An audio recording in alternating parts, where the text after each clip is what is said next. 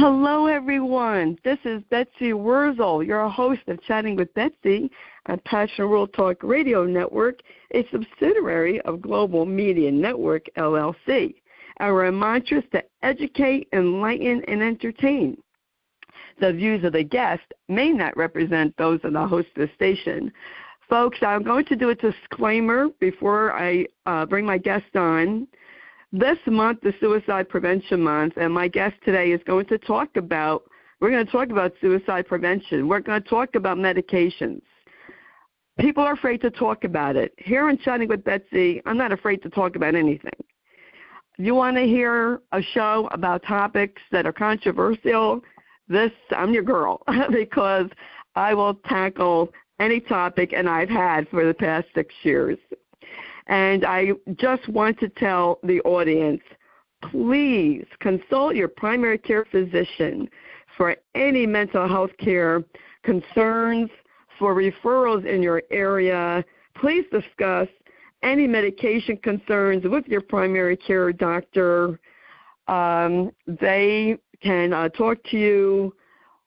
We're not doctors.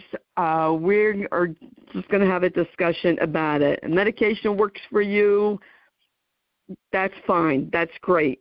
But if you have any concerns, please consult your primary care physician. And if you are having any crisis at all, please call the Suicide Hotline 988. And, folks, I'm so honored to have with me again Edward Jones III. He was on back in May, and we talked about his book. He is author and writer of Medication, Mental Illness, and Murder, What Really Killed the Crusty Twins. Folks, this book, for Edward's first book, I give kudos to Edward L. Jones III for tackling this tough subject. Not an easy subject to talk about, and it is an eye-opening book. I highly recommend it. I feel like everyone needs to read it, and there's a lot of information in this book. It's very heart-touching, and I can't recommend it enough. But I'm going to tell you a little bit about Edward L. Jones. If you missed that show, you could go on Amazon and you can look that show up. But Edward L. Jones III, he was a very creative advertising, in the world of advertising. He won many, many awards and worked for the Charlotte Observer as a community columnist, and he also worked in the higher education, doing work for several colleges, and his copywriting work has been featured in several college textbooks. I highly recommend you looking up Edward Jones III. And I want to welcome to Chatting with Betsy again, Edward Jones III. Welcome, Edward. Thank you, Betsy. It's an honor and a privilege to have this opportunity to talk with you again. Thank you, thank you. Oh, you are welcome, and it is my pleasure. Folks, back in May when I did interview Ed, I said, you got to come back in September. And we're going to, just to give you a little bit of background, I'll have Edward talk about the book and the background. We need to talk about mental health. And it's been the stigma. And the one thing I'm grateful for COVID is that it brought out mental health. And it wasn't so stigmatized to go for mental health. And I've said this on my show many times, and I'm going to keep saying it until I can't talk anymore. We, as a society, need to change how we raise our boys. And I can't stress that enough. We need to be able to have our boys, our sons, nephews, whatever they are to you, be able to express their emotions in a comforting environment and a supportive environment. And I just have to throw this out to the audience. If you are a parent or a guardian and you see your children struggling, or they come to you and they say they are struggling, they are anxious, they're depressed, please don't think it's just a stage. Please don't think they're just going to snap out of it. Take them for help. There's help out there. And I really encourage that, because I was depressed as a child. And, you know, that wasn't talked about in the 60s or 70s. But I want to welcome you. Again, got on a tangent there. No, that's an important thing to say. That is an important thing to say. Yeah, our family had a friend who was a Jesuit priest, and he one time said, I think to the congregation, he said, if you want to make a young boy or young adolescent sick, tell him not to cry. You know. Oh, I like that. Yeah. Oh, that's good. So, yeah. That's a good one. And yes, that's what we were told. I'm going to be 68, God willing, in December. Yes, and boys, we were told, don't cry. Crying is a weakness. It's not. That's right. Mm-mm. It is no. not. It's healthy. Yes, it is healthy, and I encourage it. I really do. I'm going to go on another tangent here, Ed. Forgive me. Mm-hmm. No, that's fine. When it really made me mad when my husband was dying, and people would tell us to be strong, or they would tell Josh, be strong for your mom. No, I said that. I'm a Jersey girl, and I will tell you like it is straight up. Do not. Don't ever say that to Josh again. He has a right to cry. His father's dying. My husband's dying. We've been strong, and there is nothing weak about crying. We're human beings, not robots. And we're, as a society, we're not taught about grieving. And I'll let you talk about your book. To my two tangents. Sure. Go ahead. Sure. Yeah. The first two lines in my prologue are these. It says, this is a true story about a terrible family tragedy, a tragedy made more terrible by how preventable it was. Mm-hmm. So that's a big theme in the book. And what do I mean by preventable in the case of David Crespi, who I was just becoming friends with before this terrible tragedy happened? Approximately 16 hours before David killed his precious twin girls, 5-year-old twin girls, he was playing a board game with his family in their very spacious house. He's a very successful banker. And so, you know, he had 5 children at the time, including the 2 twins. All 5 of those children were playing the board game with him, as was his wife, Kim Crespi.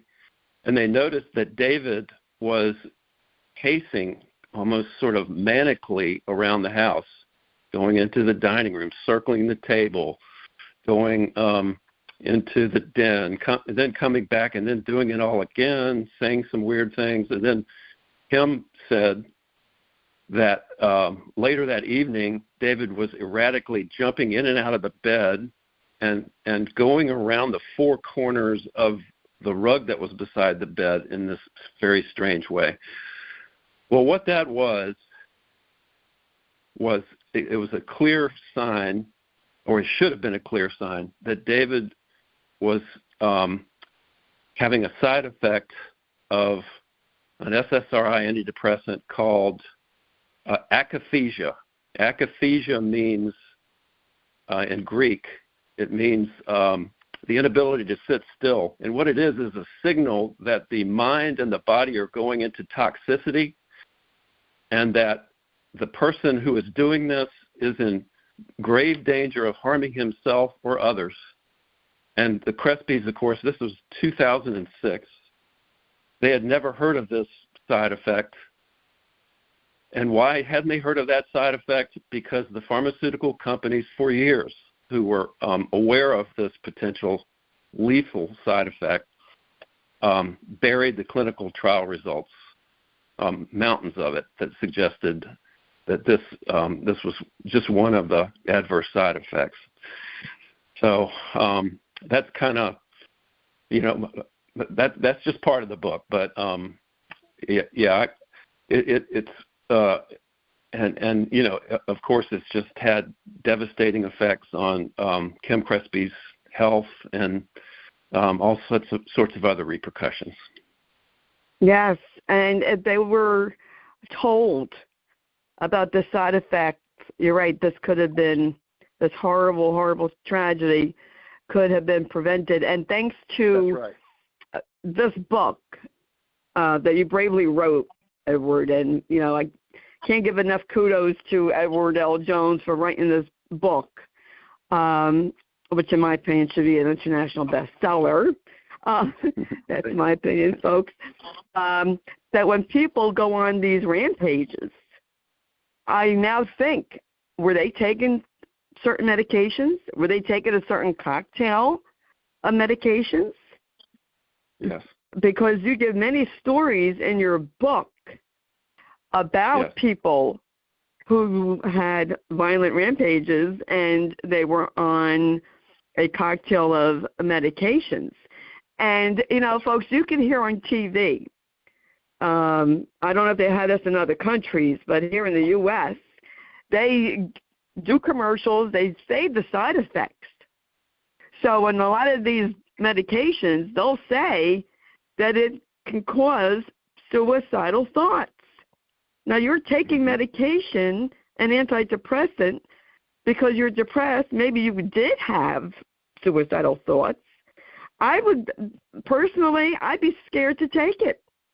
I've never taken antidepressant. I was able to just get over my depression through therapy. But I'm fortunate. Not everybody can do that. They need medication, and that's fine. I'm not saying don't take medication. Just be careful. Consult with your doctor. Yes, that's right. I think you would agree, Edward, that to be your own advocate or for your loved one, you have to be knowledgeable. Research these medications for yourself before you take them. Ask questions. Right. And if you see side effects, call the doctor's office immediately. And if they say, oh, no, that can't be, argue with them. Because, yes, it can be. But you have to have the knowledge. That's exactly right. And you are correct that you do hear about the side effect of suicidality on the air now. But, I've got a chapter in my book called A History of Antidepressants. And part of it chronicles how much the pharmaceutical giants and the FDA dragged their feet about revealing that particular side effect. And if I could, really and truly, I would say the pharmaceutical giants and the FDA have a disgraceful history of not properly warning Americans about the potential suicide risks of taking antidepressants. And if you would oblige me, I would like to read a passage about that history. Sure. Yeah, go ahead, Ed. Mm-hmm. Yeah. On September 21, 1991, the first SSRI, Prozac, came out in 1987. So this is 1991. On September 21st, 1991, the FDA held a hearing about the possible link between Prozac, suicidality, and violence, including homicides. By 1991, the FDA had received more than 14,000 adverse event reports linked to Prozac, including 500 suicides. During the hearing, witness after witness got up walked up to a microphone and told a heartrending story about the irreversible devastation that Prozac had unleashed on them and their family members. Here are just two examples. This one was from a woman named Susan Williams. She said, "My sister did commit suicide in front of Lindsay, her daughter. Another woman at this hearing today spoke of hollow point bullets. That's what my sister used. My sister never would have killed herself in front of this little girl. She would never have done that. Prozac induced her to do that." Then a gentleman named David Moneymaker stood up and said, "I had two sons, David Lee, age 8, and Billy, 16, a wife of 20 years, but that's all gone. I'll tell you why. After being on Prozac for 21 days, my wife shot and killed both of those boys. She turned the gun to herself and shot herself twice. Now she's in jail for murder." This is what makes my blood boil, Betsy. Okay, at the end of the hearing, after listening to one passionately told story after another, the chairman of the FDA committee, Daniel Casey, dispassionately read from this prepared statement. "I do not find from the evidence today that there is credible evidence to support a conclusion that antidepressants cause the emergence nor the intensification of suicidality and or other violent behaviors." He said that with complete calm. And another important thing for your listeners to know is that in the UK, by 2004, the British government had virtually banned SSRIs for children and young adults in the light of real risk for suicide and violence. But in America, the FDA remained unconvinced and demanded more studies. Okay? So, and now if you don't mind, later in this chapter on a history of antidepressants, I paint a picture of, and this is December of 2006, Dr. Joseph Glenn Mullen stood in front of an FDA advisory panel on antidepressants and a packed audience of lay people to testify. This is 2006 now, that it was past time that the FDA issue a black box warning across all age groups that antidepressants cause suicidality. I'll quickly try to tell you what he said. Sure. First thing he said is, he said right to the FDA panel's face, "The data that the FDA is looking at today is flawed, as the FDA well knows. Although the FDA has known about this side effect, suicidality, since 1990, it has never insisted that a pharmaceutical company study the phenomenon with sensitive measures of treatment-emergent suicidality." On September 20th, 1991, he's referring to the earlier panel. The FDA held a hearing just like today's and swept this issue under the carpet. At the time, the FDA and Eli Lilly agreed that Lilly would do the gold standard research. Lilly developed the protocol for the research, including scales of treatment-emergent suicidality, yet Lilly never did the research, and the FDA still hasn't gotten the gold standard research done. Especially since the FDA has not done the gold standard research, you must extend the warning to all age groups. Warning patients does not scare them away. It allows them to make informed choices and save lives. Think of how many families and communities have been devastated by this side effect in those 15 years. Do the right thing today and extend the black box warning to all age groups. If you do anything less than that, once again, the FDA has failed to protect the American public and American patients. Thank you. I mean, it's great. Wow. It is. That made my blood boil, too, when I read your book. And, folks, that chapter is so full of information that is extremely important for the public to know. When I tell you it's eye-opening, folks, it is eye-opening. That's why, you need to take medication there's nothing wrong with that. We're not saying don't take it. We're not saying that it's wrong to take it. Let me make that clear. Right. You need to know the side effects. That's what Edward's trying to say in his book. And now, that's right. Be informed. Be an informed consumer. Don't you, when you buy a car, you want to know what the safety rating is on a car? Don't you want to know how many miles you get from a car? Well, and you ask questions before you buy a car. Ask questions before you take medication. And I'll tell you something. I'll tell you my own life. A doctor recommended me to take this medication. I won't say the name, for my cholesterol. It's an injection. I got the grant for it. He didn't tell me all the side effects. I got the medication, and I'm reading the information that it comes with the medication. And I said to my son, I can't take this. I said, my gut is telling me not to take this medication. He didn't tell me all the side effects. And I can't take anything that's going to make me feel worse. I already have bone pain, muscle pain, and I'm not taking it, or that could cause diabetes, which I'm trying to prevent because it runs in my family. And I'm not going to take it. And, go with your gut. This is a very important issue you're raising, Betsy. It's a issue called informed consent.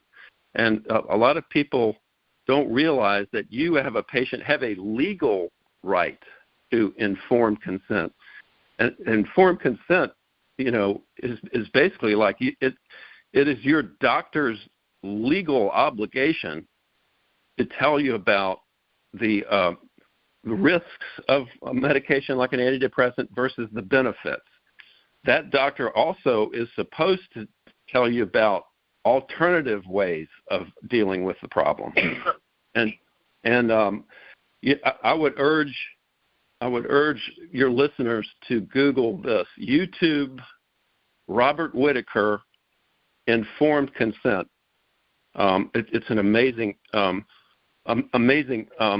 video of Robert Whitaker, he is a former science writer for the Boston Globe, and he wrote a landmark book called Anatomy of an Epidemic: Magic Bullets, Psychiatric Drugs, and the Astonishing Rise of Mental Illness in America.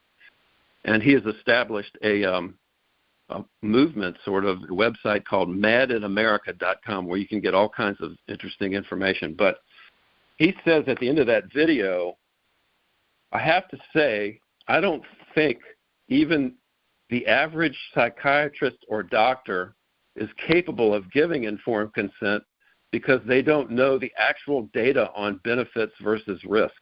I mean, that's a frightening statement. That is. I heard, I think you posted something on LinkedIn about Robert Whitaker, and I listened to him. Phenomenal. Very, very informative. I don't know if it was this particular one or not, but he was very good. I think I was yelling here when I was watching it. That's right. Yeah.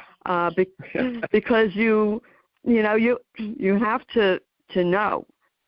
I can give the example of my husband when he was near the end of his life, and he was hallucinating like crazy, and he was agitated, and they didn't believe me that the medication he was on, the Seroquel and Klonopin, did not help.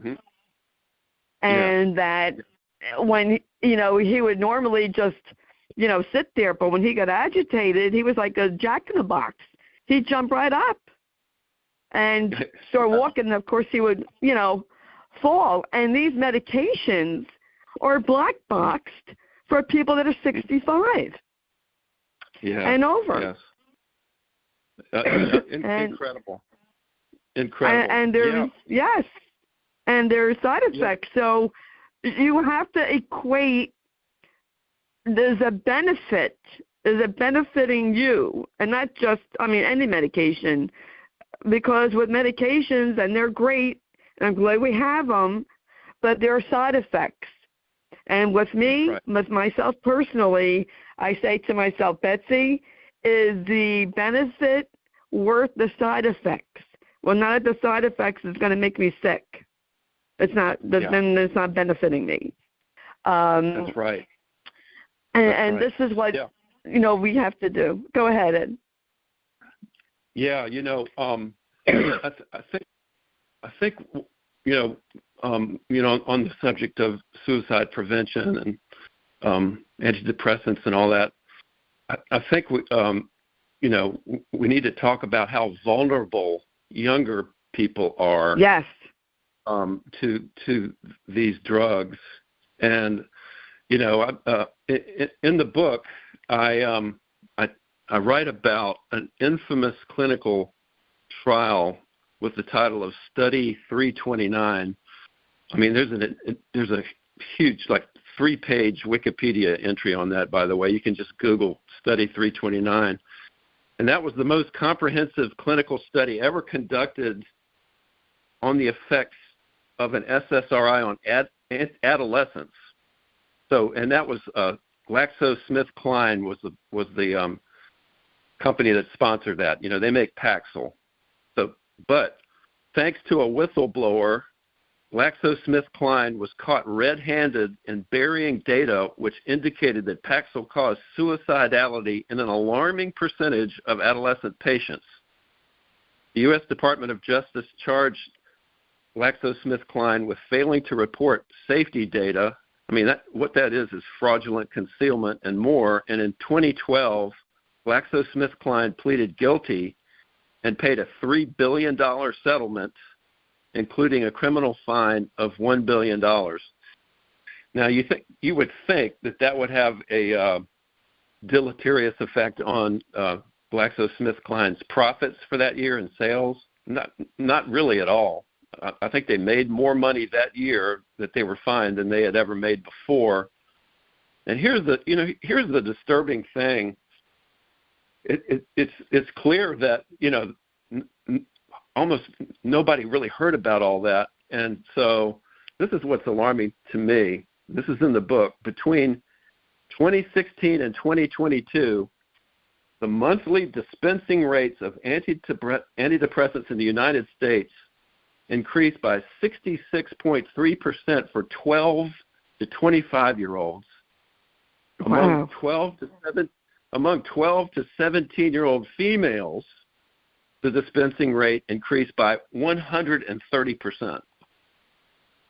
I mean, it's just, and it's like I just have kind of anecdotal evidence for what a kind of uncovered tragedy this is, ongoing tragedy among younger people. But here's one piece of anecdotal evidence that I'll give you. And so it's a young man who is in my extended family, 28 years old, big strapping young man, 6'6", 250 pounds. He got a full ride at a major college to play football.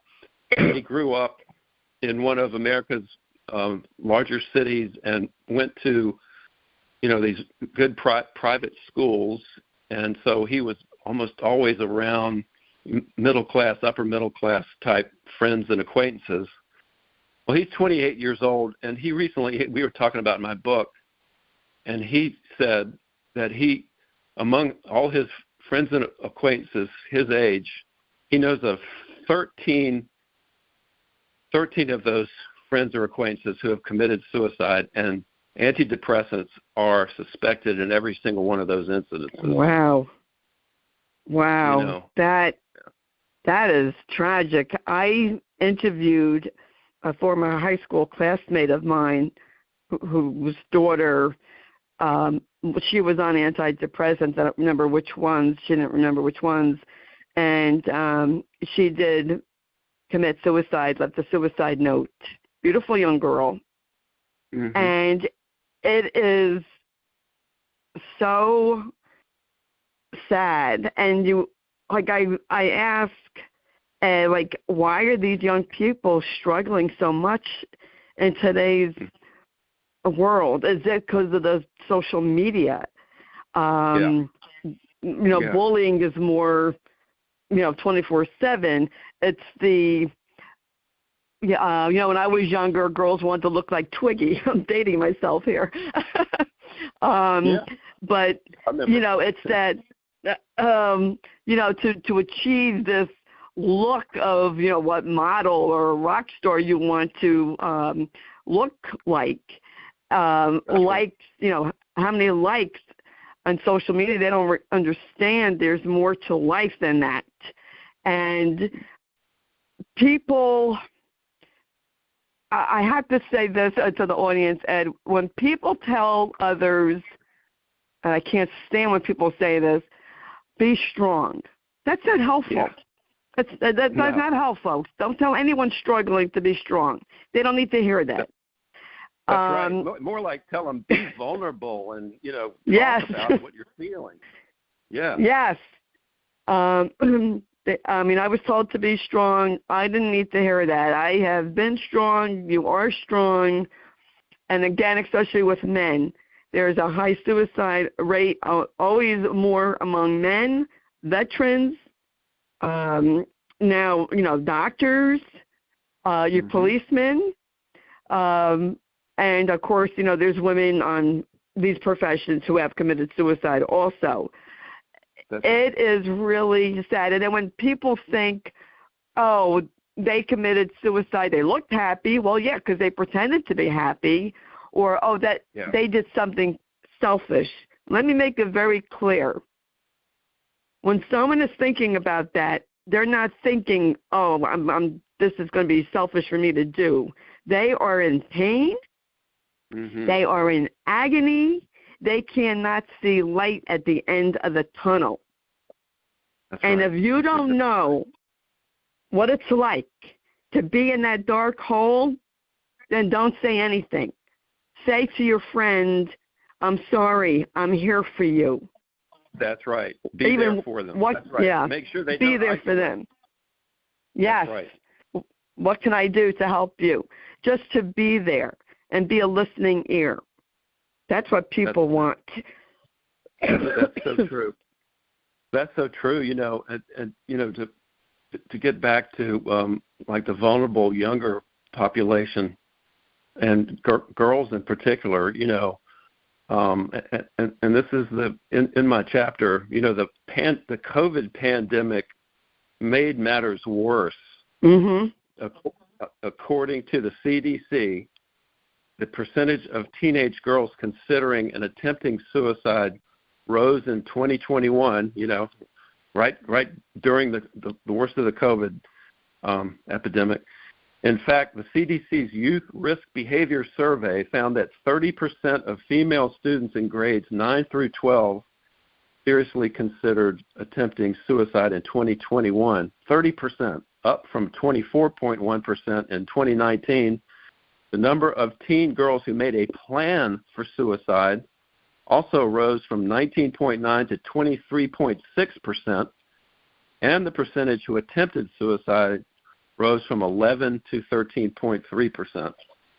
So, I don't know how many people are aware of that, but we have got to find ways to look out for our younger population in particular. It's yes. They're so vulnerable to this.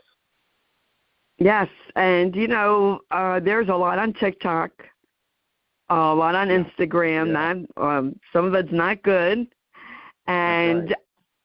I can't even imagine some of the stuff that goes on. I'm glad I'm not a teenager in today's world. I think it's very important, Ed, for parents, guardians, to have these discussions with their daughters and sons, mm-hmm. of check in with their feelings, communication. I can't impress mm-hmm. that enough, folks. Keep your lines of communication open with your children, because if you close that, they're going to go to other people that will not have good advice for them. Yeah, and, exactly. That's how they seek, gangs, because they want acceptance. And it's like, what are we doing wrong as a society for these young people to be so stressed out. I mean, it's like I think one problem really is the internet. I mean, the internet's wonderful, and I love the internet, and I'm on it every day. But there's some things that are not so great about it, and it's these kids that are on 24/7, looking at their phones continuously. You know, not getting the sleep. What do you think, Ed? Do you? Right. No, I think that's huge. You know, it's like you know, being on the phone has become a substitute for face-to-face intimacy with fellow human beings. You know, you just you know, you're kind of getting in touch with people who have sort of like curated selves to look impressive on social media, et cetera. And for young women in particular, you get all these body images, you know, that aren't really healthy. If we could all just limit the screen time of our children, you know, for an hour a day or something, because I think the average amount of time is up over 6 hours a day or something crazy like that, you know. I think that'd be a step in the right direction. Wow. And I want to encourage parents and guardians, observe if your children have changes. Are they sad? Are they isolating? Yeah. And talk to them. I did not know this when I was a child because, you know, I grew up in the 60s and we didn't talk about anything. I was very sad. I was very depressed as a child. I had 3 friends that moved away within a short span of each other. I didn't know I was grieving their loss. I knew I was very sad. I was very depressed. For 6 years, I was the baby of the family, and my brother was born, so I lost my place in the family and became non grata. And I thought, no one loved me. I went in a closet and I tried to kill myself. I was 9 or 10 years old. I'm not ashamed to say that, folks. I just want the audience to know children get depressed as young as 9, 10, maybe even younger. Please pay attention to clues. Don't make fun of them like I was made fun of because I didn't want to play outside or didn't have friends. I was afraid of losing people. I was afraid if I made a friend, I would lose them. Children know that they don't have friends. You don't have to make fun of them for that. Take them for help. Get them support. There's a lot of support now for children. Talk to your pediatrician and get referrals from your child's pediatrician. And do it before they're 18 because, folks, when your child's 18, here in the States, they do not have to tell you anything about treatment. You have no say at all. Amen. Amen. And I know that firsthand from my friend who could not have a say in her daughter's treatment, who tried to tell the therapist things, and because her daughter was over 18, they didn't listen. Wow. And it's really tragic. Be very, folks, as parents, put your phone down. Set an example. Put your phone down. Look at your children when they're talking to you. Nothing's more important than your children and your children's mental health. And I think, Ed, a big problem is self-esteem.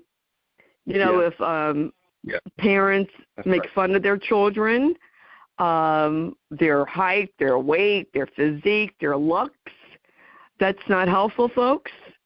No one's a perfect parent. I'm not a perfect parent by any means. But I keep the lines of communication open. And I encourage my son, tell me if you're sad. I keep, like around the time of my husband's sickness that got worse, I asked Josh, how are you doing? Father's Day, how are you doing? Because it's important. I also had a discussion about suicide because my son came down crying one day. His friend that he knew, who was a police officer, killed himself on train tracks. And he was upset, and he said, why did he do this? And I said, I don't know why he did that. And I said he must have felt he was in a very dark place, and he was afraid to ask for help because he was a policeman. This is why we have to stop the stigma. We have to stop those good old boys, suck it up, you're a man up. Just stop that. That's right. It's old school. Yes. So true, yeah. And, try to make your children feel like that they are loved unconditionally. Yes. Unconditionally, yes. And I learned a lesson the hard way about that when I was I was experiencing a horrible episode of depression back when I was in anxiety attacks and all that back when I was in advertising, and it was agony on every level, including physical, and so luckily I had a mentor who knew what I was going through, and he connected me with a friend of his who was a Methodist minister who did some counseling. And this was very helpful. It was tough, so it was talk therapy. And here's what this young minister said to me, like the first time we got together. Hey, Ed, I hear you've won a lot of advertising awards. And I kind of brightened up, and I said, yeah, I've won some awards recently. He said, I don't care. I don't care that you've won some awards. And then it was like, your time is up. What he was saying, between the lines was, that's not why I value you as a human being. So then the culminating talk therapy that I had with him, we talked about, my dad was a alcoholic, so I'm the oldest child of an alcoholic, all that kind of stuff. So anyway, he got down to brass tacks at the end. He said, Ed, here's what it all boils down to. You've never been loved unconditionally. And so, as a minister, he was, I think, trying to imply that there is a source of unconditional love we can tap into, Mm-hmm. And it took a lot of work, but that eventually I got out of the dark hole I was in, without any antidepressants or anything. This was in the early 80s, and I haven't had an episode since. Wow, that is wonderful. That's what we need, mentors, support. And I didn't feel loved as a child. I was an outcast. That was proven at my mother's funeral last year. What outcast I was. And, when you're treated like you don't exist, that is very hurtful. When your, parents say things that are very mean to you, that does not help. We don't know, what people go through because they didn't talk about it. You're about the same age as I am, I think, Ed. It right. wasn't, discussed.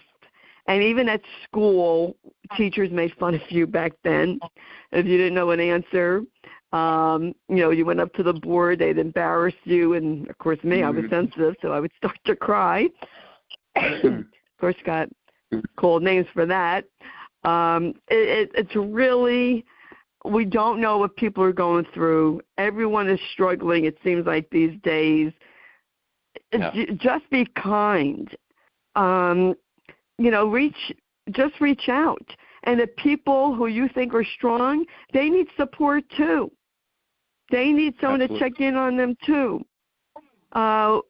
Everyone has their melting point, as I call it, or their boiling point. And people can get depressed for whatever reason. I always say this, no one knows what life has in store. No, life can throw you a curveball. And how would you feel if you lost a loved one or you went through a tragedy and someone said, oh, man up or be strong? Would that help you? Or if you had to take medication, or if you went for therapy, had to go for therapy, would you want someone making fun of you? Of course not. That's right. And I will, That's right. And I'll say this, folks, because I know this has been my experience. I'm not afraid to share it. In 1974, when I was 16, I spoke out about abuse in my family, and I was depressed. And I went to see a social worker. I was made fun of in my family. I was called names. I was gaslighted. It takes a strong person to go to therapy. It takes a strong person to withstand the name calling and the gaslighting and still go for help. So think about that. And how ironic that my sister, who called me names, made fun of me, she later went to therapy. Okay. That's good. You just don't know when you will need it. And I'm not ashamed to say it. I encourage it. I encourage people to go for counseling. I still go for counseling. Not ashamed to say it at all. If me saying that I go for counseling will encourage someone out there to go for counseling, that's great. And I really, and now at the age of 60, almost 68, I'm learning I don't have to suppress my feelings anymore that I've suppressed for so many years. It's best to acknowledge them and validate them. Exactly. Yeah, while you were talking, I was flashing back to the Crespi case was covered by Oprah Winfrey. Oprah Winfrey devoted an entire hour to the case back in 2006, just a few months after the tragedy happened. And at the end of her show, she had a forensic psychiatrist named Dr. Michael Wellner stand up and talk about depression and, what his advice was for loved ones, et cetera. So he said that the key factor that characterizes severe depressions is hopelessness. So he offered practical advice and tips for audience members who had loved ones who were depressed.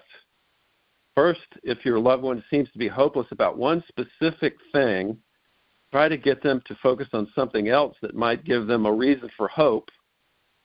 Wellner said that this was why, as a psychiatrist, he put a good deal of stock in faith and spirituality. They offer, quote, a clear and unobstructed pathway to hope, he said. Second, never allow a depressed person to isolate, and don't be hurt if they try to shut you out. Try to find someone else they can connect with. And then finally, what he said was perhaps the key lesson he wanted to impart was, one, that you may not you may not hear this from anywhere else, is do not rely upon medicine. Doctors will only do so much. You may set yourself up for disappointment. So I think those were pretty wise words. And, coming from a forensic psychiatrist saying, don't rely upon medicine to ultimately fix it, talk therapy, meditation, guided self-help, exercise. There are all kinds of, but, never allow a person who's going through this awful situation to be alone, isolated. That's true. That is so true. Edward L. Jones III, I just love talking to you. I could talk to you all day. Back at you. You are the man. I want to just, I wish I could hug you in person and send you hugs through the airwaves. How just brave of you to talk about, your own depression and what you went through. That is courageous. Writing your book, Medication, Mental Illness, and Murder, What Really Killed the Crespi Twins, was definitely tough for you to write. It's, people think, oh, well, why should I read that? It's depressing. Folks, I'm telling you, you need to read it because it's educational, it's informative, and you need to read it. We need to start discussing the tragedies that have gone on, talking about informed consent, knowing about medications, knowing about side effects, and learning from the Crespi family. And right. I want to thank you again for coming on. Where can people purchase your book? Yeah, I think the easiest way to do it is to go to my website, edwardleejones.com, and there's a tab that says Buy the Book there, and it's got links to Barnes & Noble and Amazon. It also has a link. My publisher, Roman & Littlefield, was acquired by Bloomsbury, a UK very good publisher. So there's a link to the Bloomsbury site there where you can order the book, and it's, between us, it's about $10 less to pay for the book than it is over on Amazon. So there's a tip. Oh, okay. And then they could get in contact with you on your website. That's right. And, just folks need to know that I have pledged 80% of whatever royalties I receive from the book to Kim Crespi's Healthcare Trust. She's experiencing advanced Parkinson's disease and needs 24/7 care, and her resources will soon be running out. So by purchasing the book, you're in effect making a little donation to her healthcare trust. Wow, that is so great to know, and that is so very kind of you to do. But that's the kind of person you are. You're a very nice guy, and you want to help people.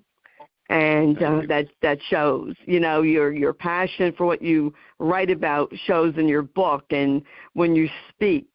Folks, I highly encourage you, really, buy this book. Tell your friends about it. Tell your friends about this show.